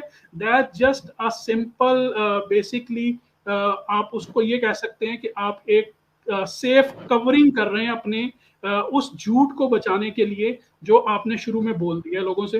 तो इसलिए सबसे इंपॉर्टेंट चीज ये है, focus on quality people, focus on less people, but focus full fledge. आप उनको जो भी इंफॉर्मेशन दें 100% दें, ऑन फ्रंट एंड इंफॉर्मेशन दें। फ्रंट एंड इंफॉर्मेशन का मतलब ये होता है कि वो इंफॉर्मेशन जो आप रजिस्टर्ड करने से पहले उनको प्रोवाइड करें, या उनको एक पूरा सिस्टम बताएं कि इस सिस्टम से आप जा सकते हो, आपके पास चॉइस है। आपको कोई अपनी मदर का, सिस्टर का, ब्रदर का जो है वो गोल्ड या फोन या लैपटॉप या घर की कोई कीमती चीज बेचकर अपना 2cc पूरा नहीं करना। आप स्लो मोड में भी कर सकते हो, आप इसको इजीली बिल्ड कर सकते हो, आप थोड़ी सी मेहनत कर लो, आप अपने बिजनेस के अंदर सक्सेसफुल हो सकते हो। और अल्हम्दुलिल्लाह हमारी टीम में बहुत सारी एग्जांपल्स हैं जो सिर्फ और सिर्फ जो है विदाउट इन्वेस्टमेंट, विदाउट मनी इस बिजनेस में आए हैं, जो कि इस बिजनेस को ग्रो कर सकते हैं। सो आई होप कि this will help many of them, कि अभी भी अगर आप एक बिजनेस, एक अपॉर्चुनिटी के अंदर आए और आपके साथ अनफॉर्चुनेटली कोई मिसहैप हुआ, तो उसमें आपको ये अंडरस्टैंड करना चाहिए कि आपका भी ये फर्ज है, आपकी भी ये रिस्पॉन्सिबिलिटी है कि वो इंफॉर्मेशन जो आप बाद में ले रहे हो वो आपको पहले लेनी चाहिए। So that I can say. बिल्कुल सर, जहाँ तक नेटवर्क मार्केटिंग को गलत तरीके से प्रेजेंट करने वालों की तो इसमें फॉल्ट है ही, लेकिन साथ ही उन लोगों की भी है जो कि अपना होमवर्क कंप्लीट नहीं करते और बल्कि कंप्लीट इंफॉर्मेशन के साथ एक इन्फॉर्म डिसीजन नहीं लेते और अपने करियर का इतना अहम डिसीजन वो बस अचानक से एक क्या कहना चाहिए, ग्रीड की चमक में आके जो है ना वो फैसला ले लेते हैं और बाद में फिर वो बड़ा कॉम्प्रोमाइज्ड फील करते हैं कि ये हमारे साथ क्या हो गया। एनीवे ये चीज़ें होती रहती हैं। फैसल और अरसलान, मैं एक क्वेश्चन आप दोनों से करना चाहूँगी क्योंकि आप दोनों की माशाल्लाह फील्ड इस तरह की है और हमारा जो प्रोडक्ट है वो हर्बल रिलेटेड प्रोडक्ट है। तो एक एग्रीकल्चरिस्ट की भी मैं पॉइंट ऑफ व्यू जानना चाहूँगी और मैं एक फूड टेक्नोलॉजिस्ट का भी पॉइंट ऑफ व्यू में जानना चाहूँगी। बहुत से लोग ये एतराज़ करते हैं कि फॉरएवर लिविंग हलाल इसलिए नहीं है क्योंकि हम अपने प्रोडक्ट की जो प्राइस चार्ज करते हैं वो बहुत ज़्यादा ओवर प्राइस्ड है, या हमारी प्रोडक्ट उस काबिल नहीं है कि जितना हम पैसे लेते हैं उसके मुकाबले में प्रोडक्ट की तो कोई क्वालिटी ही नहीं है। तो इस सवाल को आप लोग किस तरह जस्टिफाई करेंगे? Faisal, starting with you, and then Arsalan आप कंटिन्यू कर सकते हैं आफ्टर फैसल फिनिशेस। देखिए, जब भी हम बात करते हैं ओवर किसी भी प्रोडक्ट प्राइस ज़्यादा, तो जाहिर है कि प्राइस ज़्यादा है तो उसकी क्वालिटी अच्छी है, बट ये हर वक्त ऐसा नहीं होता। काफ़ी दफ़ा ऐसा भी होता है कि लो क्वालिटी का जो प्रोडक्ट है उसकी प्राइस को हाई कर दिया जाता है। सो हियर हमें इन्वेस्टिगेट करना है कि क्या वाकई जो इस प्रोडक्ट की प्राइस ली जा रही है, इसको जो इसकी कॉस्ट आई है उसके हिसाब से है या नहीं है। सो एज एन एग्रीकल्चरिस्ट, क्योंकि मैं एग्रीकल्चर का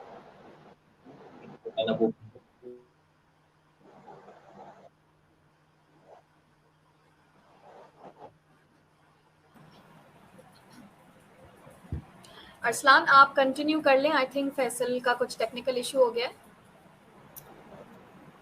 जी बिल्कुल, जहाँ से फैसल भाई बात कर रहे थे कि प्रोडक्ट्स के बारे में इन्वेस्टिगेट नहीं किया। क्लियर है? जी फैसल, हम आपको देख नहीं सकते। हाँ, क्योंकि मेरे पास लाइट चली गई है, सो इस पाकिस्तान का जो है वो एक कॉमन इशू है। सो मैं अपनी बात को जो है वो कंटिन्यू करता हूँ with cellular data, mobile data से। देखें, जब भी हम किसी प्रोडक्ट की प्राइस की बात कर रहे होते हैं कि वो ओवर प्राइस तो नहीं है, तो हम उसकी क्वालिटी के ऊपर देखते हैं। अब एज एन एग्रीकल्चरिस्ट मुझे पता है कि ऑर्गेनिक प्रोडक्ट्स को बनाने में कितनी कॉस्ट होती है। अगर आप ऑर्गेनिक फार्मिंग की तरफ जाना चाहते हो, यहाँ पर जितने भी स्टूडेंट अगर वो फार्मिंग से रिलेटेड प्रोडक्ट्स की तरफ जाना है,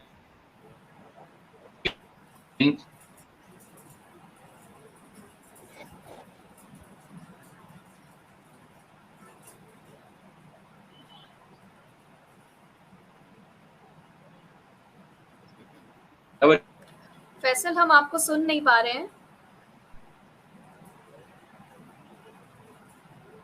कि बेसिकली सेलुलर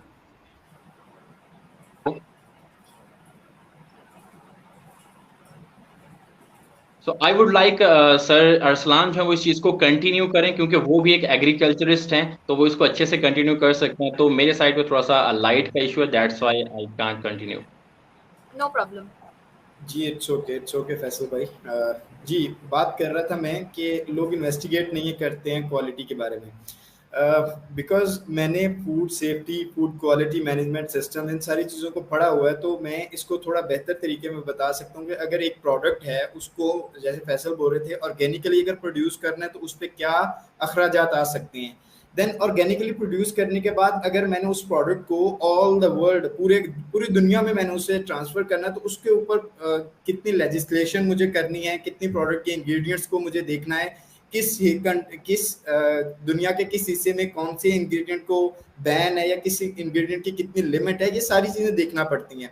इवन मैं छोटी सी स्टोरी सुनाना चाहूँगा। फॉरएवर में आने से पहले मैं जहाँ पे जॉब करता था इंडस्ट्री में, वहाँ पे एक्सपोर्ट का काम था, फ्रोजन इंडस्ट्री थी, और वहाँ पे हम यही चीज़ देखते थे कि अगर मिडिल ईस्ट में एक चीज़ एक्सपोर्ट करनी है एक्सपोर्ट, तो उसमें क्या इंग्रेडिएंट्स हैं, क्या लिमिटेशंस हैं, और अगर यूरोप में करनी है तो उधर क्या लिमिटेशंस हैं। सो ये चीज़ें आपकी सिर्फ एक इंग्रेडिएंट की थोड़ी सी क्वांटिटी अगर ऊपर नीचे हो जाए तो वो आपकी प्रोडक्ट वापस आ जाती है, स्पेशली कंज्यूमेबल प्रोडक्ट्स में।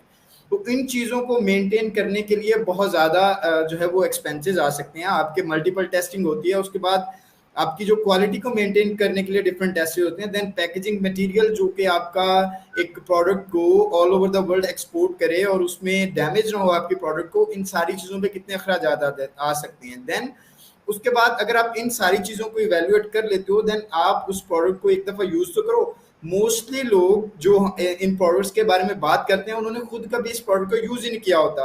अगर आप खुद एक प्रोडक्ट को वन टाइम यूज़ कर लो, आपको ऑटोमेटिकली इसकी जो है वो क्वालिटी का आइडिया हो जाता है।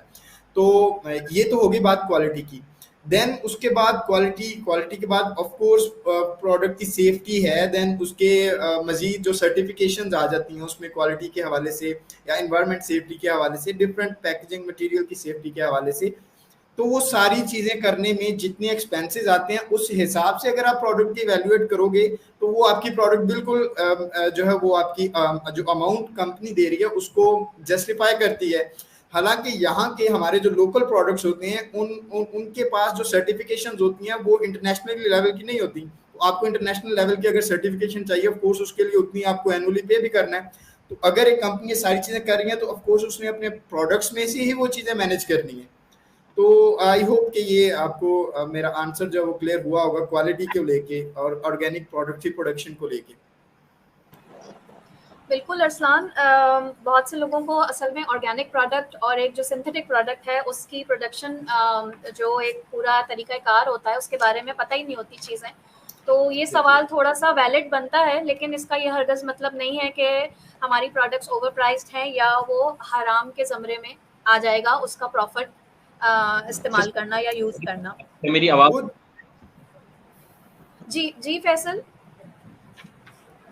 हाँ, यहाँ पर एक और चीज़ मैं ऐड करना चाहूँगा कि अरसलान भाई ने जैसे कहा कि ऑर्गेनिक प्रोडक्ट्स की तरफ हम जब शिफ्ट होते हैं तो आपको अपनी जब क्वालिटी पे ध्यान देना है ना, तो आपकी क्वांटिटी कंप्रोमाइज हो जाती है।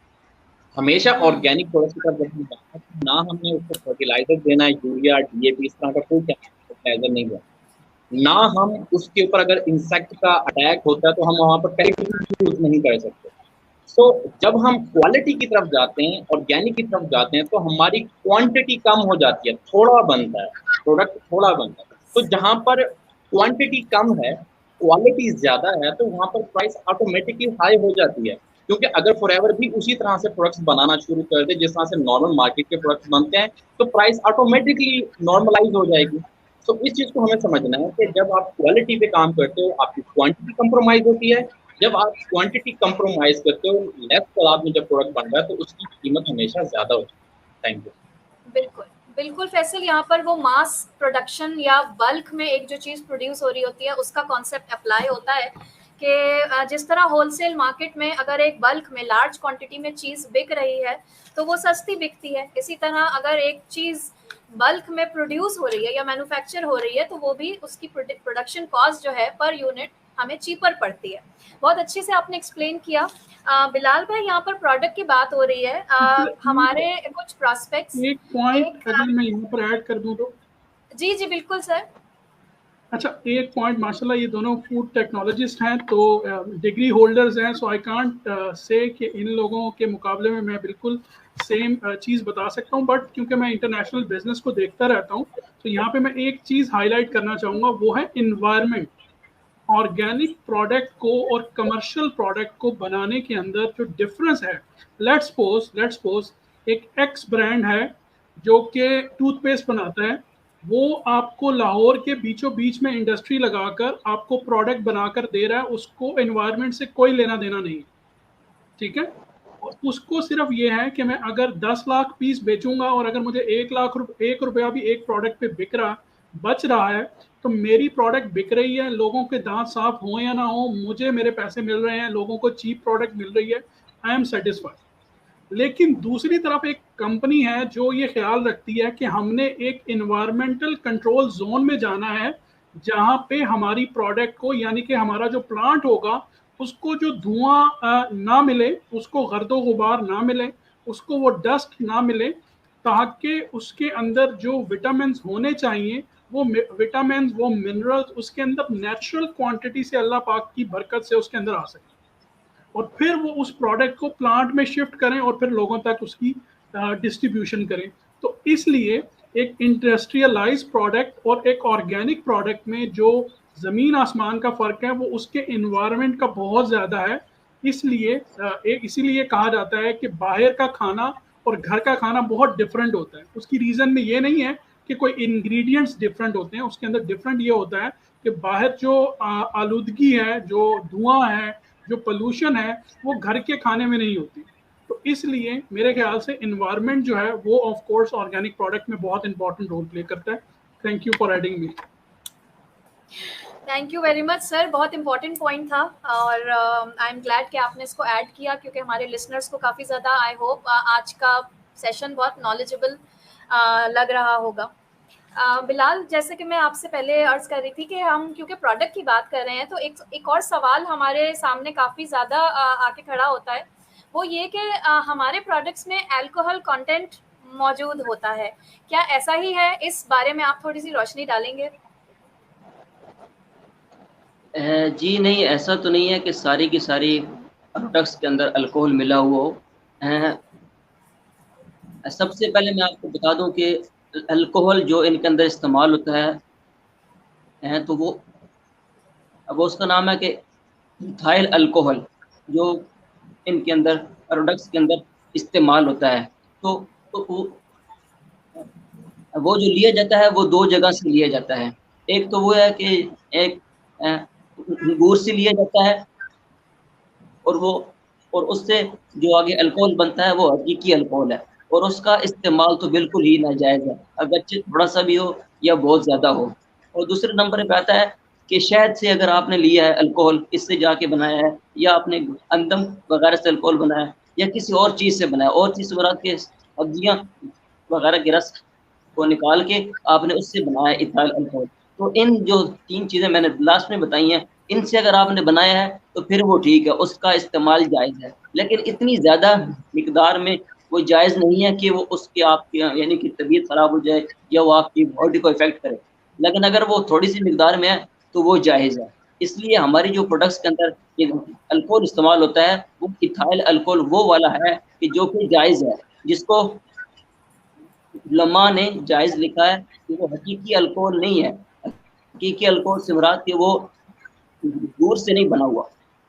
अगर वो अंगूर से बना हुआ है तो बिल्कुल वो हराम है। लेकिन हमारी जो सारी की सारी प्रोडक्ट्स हैं उसके अंदर ये चीज़ नहीं है। सिर्फ एक हमारा प्रोडक्ट है हैंड सैनिटाइजर, उसके अंदर वो सिर्फ अल्कोहल है, और वो भी वो वाला अल्कोहल है कि जो कि जायज़ है, उलमाए किराम ने इसको जायज़ रखा है। और दूसरी बात कि जब वहाँ से कंपनी बनी है अमेरिका से, उसके बाद वहाँ पर वो चीज़ें जाके पहले सर्टिफाइड हुए हैं, उसके बाद वो इस्लामिक जो कंट्रीज़ हैं उनके पास आई हैं। तो उसका जो नाम है Islamic food and nutrition council of America, उसको तकरीबन 14 ईयर कंप्लीट हो चुके हैं, उसको 40 साल वर्क करते हुए कंप्लीट हो चुके हैं। तो वहाँ से वो चीज़ें अप्रूव हैं कि ये चीज़ सारी हलाल है।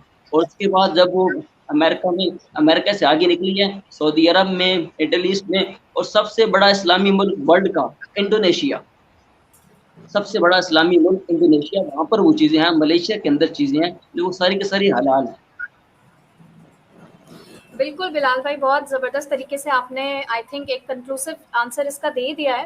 Arsalan, being a food technologist, आप थोड़ा सा इस पे 2 सेंटेंसेस में डिफाइन कर दीजिए कि वो जो अल्कोहल जो सैनिटाइजर में इस्तेमाल होती है या टॉयलेट क्लीनर में इस्तेमाल होती है, वो अल्कोहल क्या होता है बेसिकली?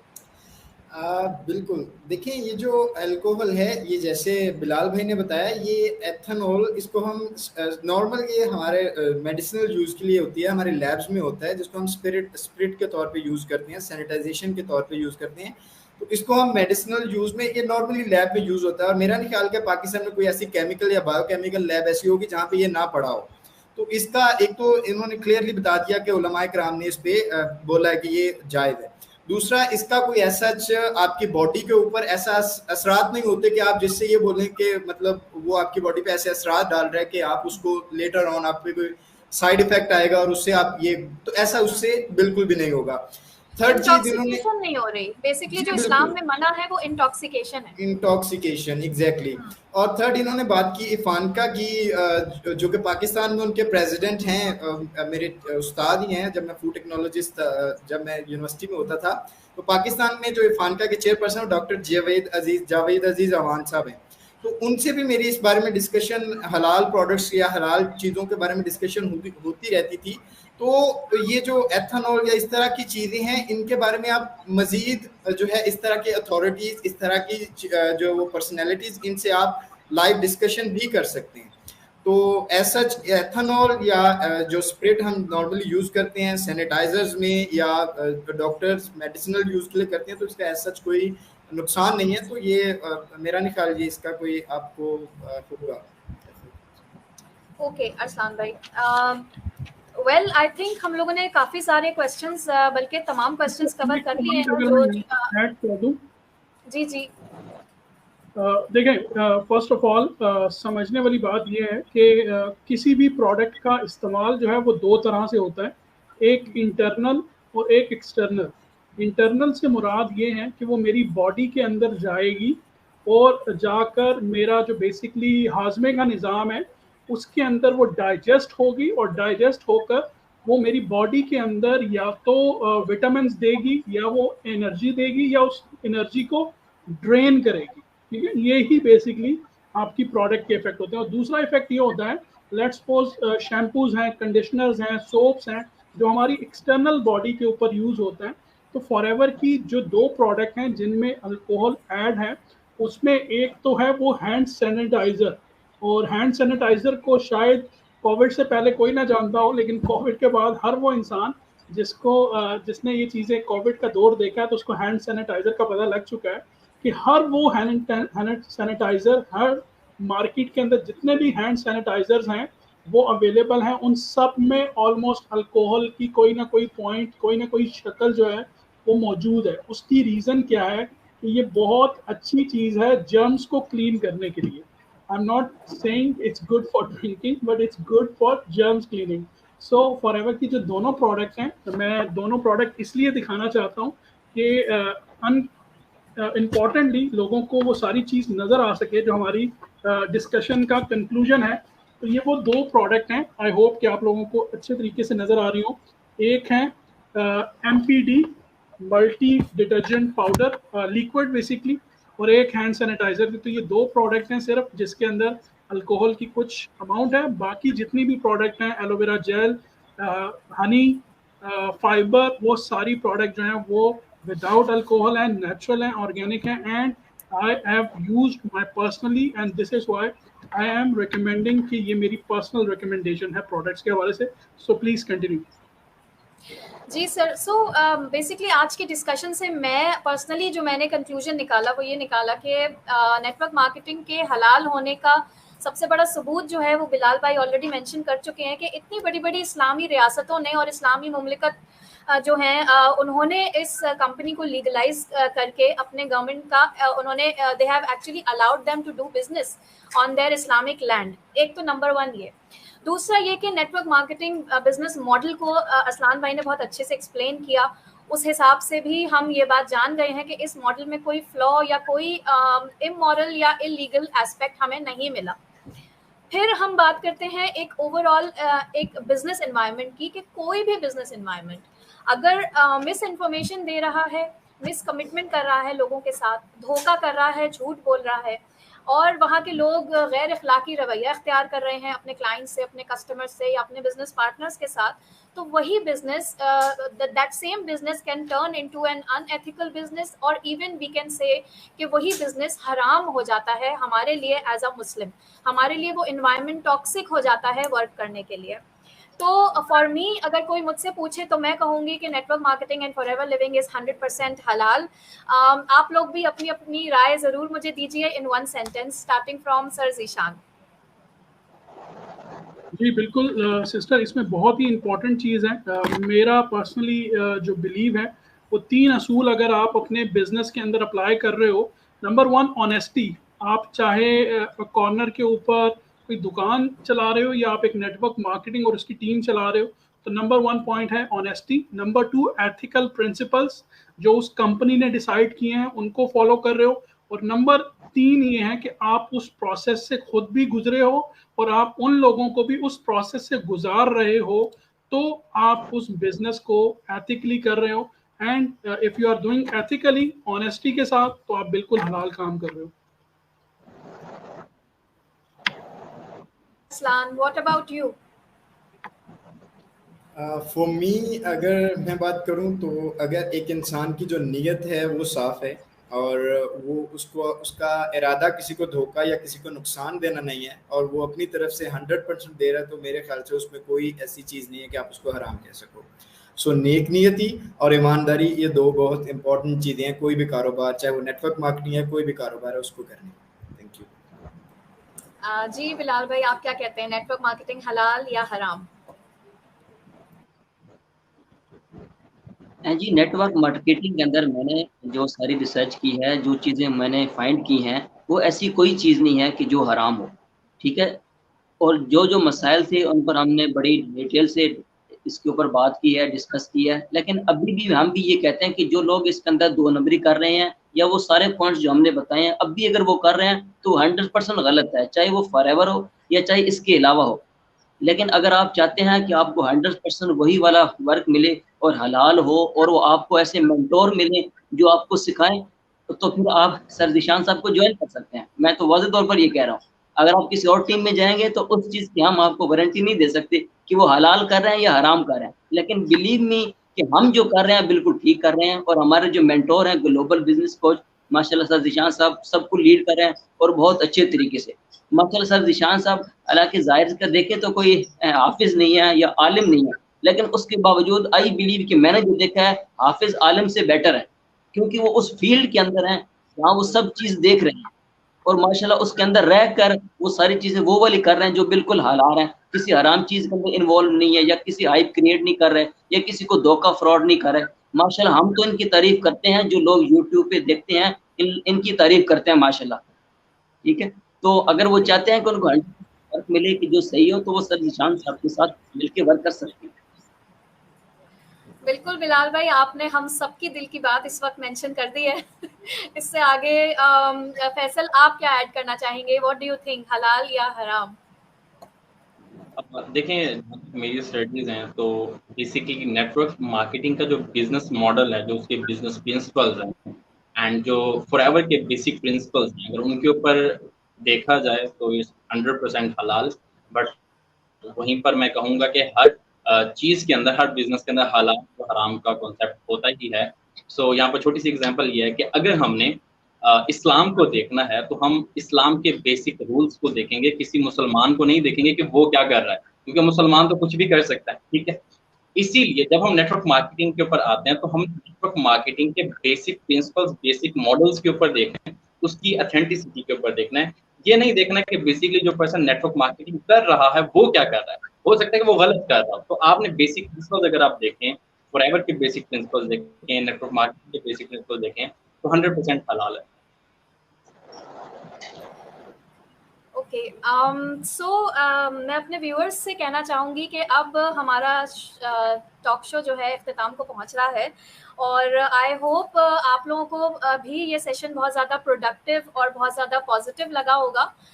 हमने पूरी सिंसेरिटी के साथ पूरी कोशिश की है कि आप लोगों को इतना सेंसिटिव टॉपिक हालांकि हमारे लिए भी प्रेजेंट करना बहुत मुश्किल था, लेकिन अल्हम्दुलिल्लाह थैंक्स टू अल्लाह ताला, अल्लाह की मदद से हम इसको पूरी सिंसेरिटी के साथ आप तक पहुंचाने में कामयाब अगर रहे हैं। अगर आपको ऐसा लगता है तो ज़रूर हमें कमेंट करके बताइएगा, और अगर आपका कोई सवाल अनक्लियर है अभी भी तो हमसे ज़रूर पूछिएगा। हमसे आप पर्सनली भी कनेक्ट हो सकते हैं या हमारे वीडियो के नीचे कमेंट भी कर सकते हैं। यहीं पर मैं आप लोगों सबसे इजाज़त लेना चाहूँगी। हमारा नेक्स्ट एपिसोड का टॉपिक होगा फ्यूचर ऑफ नेटवर्क मार्केटिंग। इंशाल्लाह बहुत जल्द हम इसकी डेट्स अनाउंस कर देंगे। आप लोग तमाम देखने वाले हमारे चैनल को सब्सक्राइब कर लीजिए ताकि आप लोगों को टाइमली नोटिफिकेशंस मिल जाए, और बहुत जल्द हम इंशाल्लाह आपसे फिर मिलेंगे सेकेंड एपिसोड में। तब तक के लिए अपना बहुत ज़्यादा ख्याल रखिएगा। अल्लाह हाफिज़।